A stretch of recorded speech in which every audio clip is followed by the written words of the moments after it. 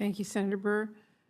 Secretary Sue, the long overdue national discussion of systemic racism, as well as the Me Too movement, has increased awareness of the rampant harassment and discrimination that many workers face on the job because of their gender, race, sexual orientation, gender identity, disability, or religion. I introduced the Be Heard in the Workplace Act to address harassment, including sexual assault in the workplace, and I hope working with members of this committee on both sides of the aisle, we can make some progress on that issue. Because building an inclusive economy in the midst of a global pandemic means taking into account the needs of all workers and removing barriers that too many people hold back.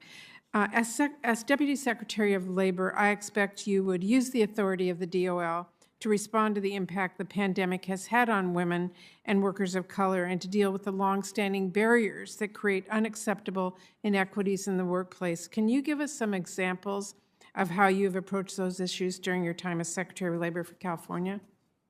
So yes, thank you, Senator. I agree wholeheartedly with your premise.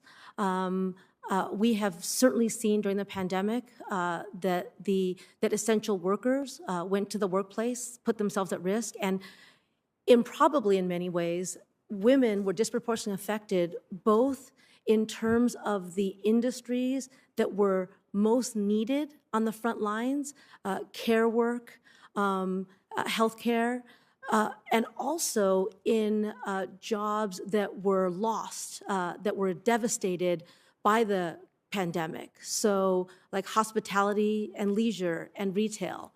And so I think that we need to make sure that the programs that we develop in order to build back better pay special attention to the many ways that the pandemic has been particularly harmful to communities that were already facing inequities before we came in.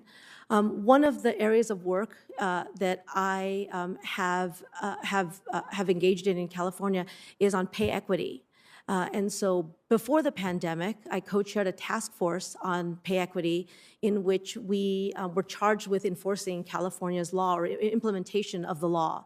And we spent a couple of years working, again, at a table across sectors with employers and HR professionals, employees and unions, academics, businesses of various sizes to look at the tools that would be needed by both employers, how to conduct a pay audit, how to understand whether you have pay inequity in the workplace, and for employees, everything from understanding what you make to we realized through research that women actually demand less at the outset of a job when asked how much they needed to be paid. So providing some education and outreach. So I think that, and then the last thing I'll say about that is that I do think that for women, we've seen this in the pandemic, but it was true before too, the challenges extend beyond work to sort of work adjacent issues, right? Childcare, transportation, these things are also very important. I think those require collaboration and coordination with other agencies. And if confirmed, I would,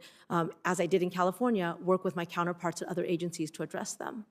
Well, thank you very much. That will end our hearing, and I want to thank my fellow committee members for their participation in today's hearing. Secretary Sue, thank you for taking the time to answer our questions and speak about the challenges facing working families across our nation.